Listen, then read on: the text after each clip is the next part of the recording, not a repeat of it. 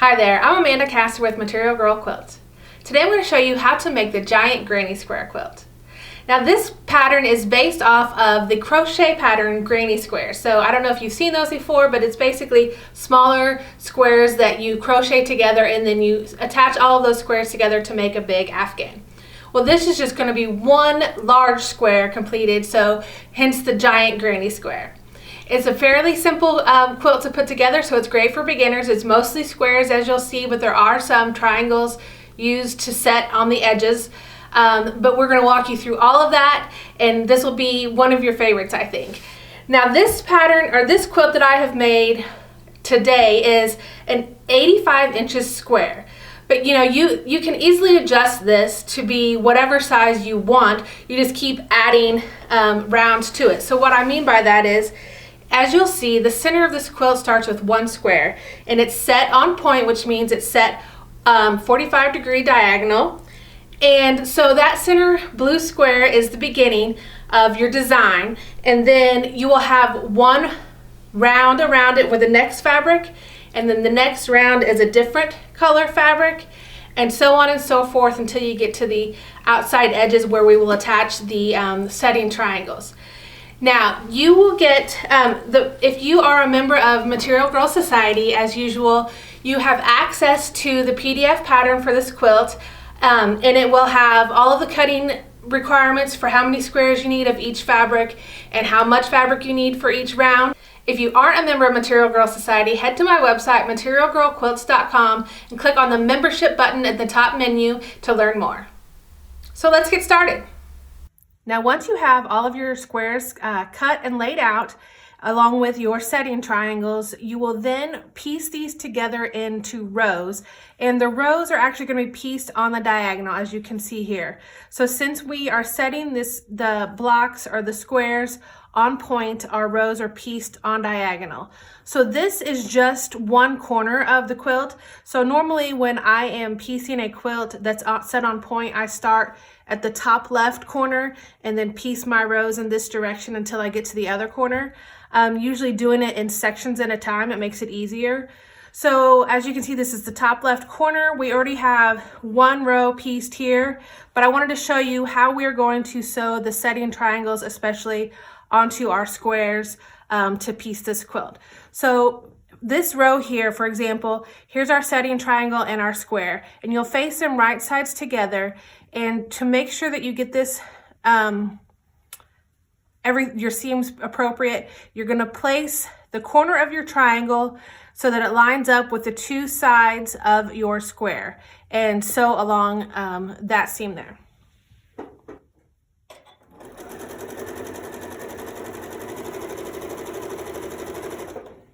Then we're just going to continue piecing this row.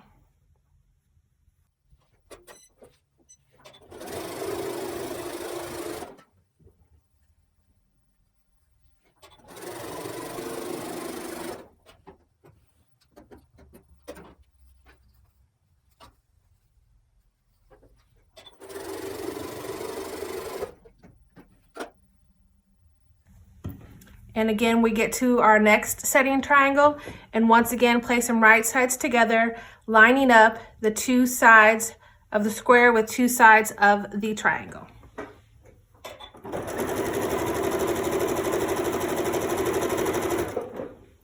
Now we're gonna piece next, we're just gonna skip this row for now, and piece this short row here, where it's just one square and two setting triangles.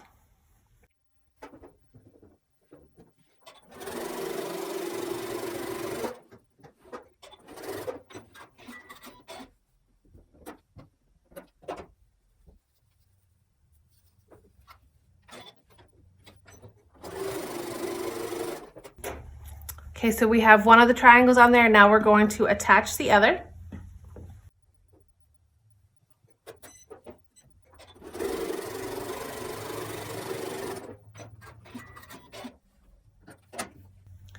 Okay, so here's that piece row, and here's this one.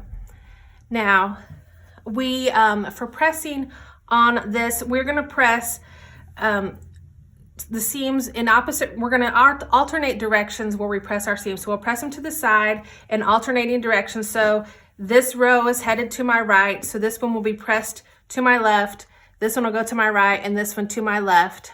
And I'm just gonna finger press it real quick and show you how we sew on this very corner setting triangle. So this should be pressed to one side as we show here, and then you just center the setting triangle, right sides together on the square, and sew on the end once that row has been completed.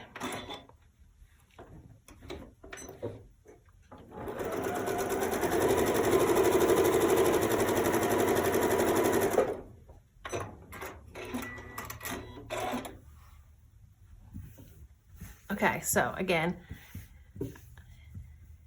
here is that, and in between each row, I decided to press my seams opened. And I will go ahead, finish piecing these rows together and get all of this sewn together and press. Okay, so as you can see here, I have a couple of rows sewn together, and then these, technically 3, I guess, if you count the corner, rows sewed together. And I just wanted to show you again how the seams are pressed. Each row is in opposite directions so that they'll nest.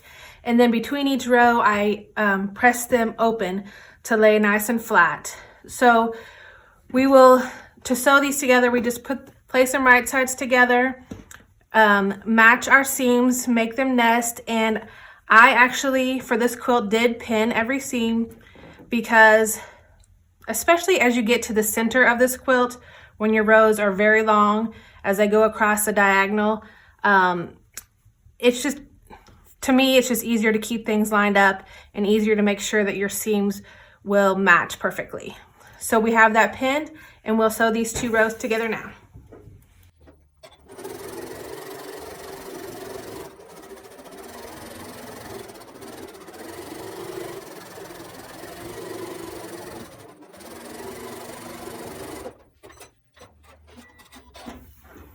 Okay, so here we go. Our corner is now complete. I will press that seam open, but here are the first few rows, and then I will next attach these rows I've already completed. As you can see, I did another 4 rows here, and I'm going to then sew these together. And as it's much easier to assemble this quilt if you do this in sections. So I will take you to my design wall so that you can see how I've assembled it. Okay, this quilt is a little big, so it's kind of difficult to get it all on screen here, and also to get it all on my design wall. As you can see, the quilt is bigger than my wall, but I wanted to show you how it is pieced in sections. So if you can tell, you can see kind of the space between each of the sections on the wall here.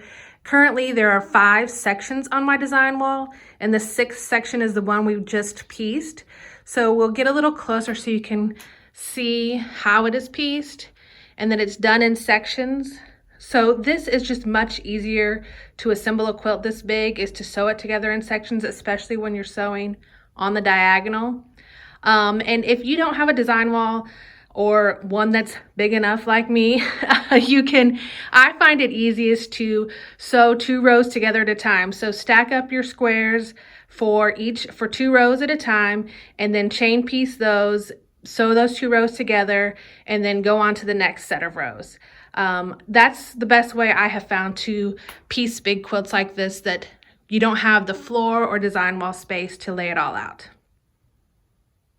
Now, as you saw in the photos of this quilt, I do have it all pieced together, but it's not yet quilted. And that's because this is a new fabric collection called the Old Garden that I love. I think it's beautiful, earthy tones, great for winter, and I can't wait to get it quilted and put on our bed. But I'm waiting because that fabric hits stores this month, so you can contact your local quilt shop and ask for the Old Garden. It's by Riley Blake Designs. And I'm waiting for some of that fabric to come in so I can actually put one of my favorite prints on the back of this quilt before I get it quilted. And if you have any particular quilting pantographs that you think would look awesome with this pattern, please let me know in the comments below. And I hope you enjoyed this video, and if you did, please make sure you click the like button and subscribe so that you don't miss any tutorials going forward. Thank you so much for watching, and see you next time.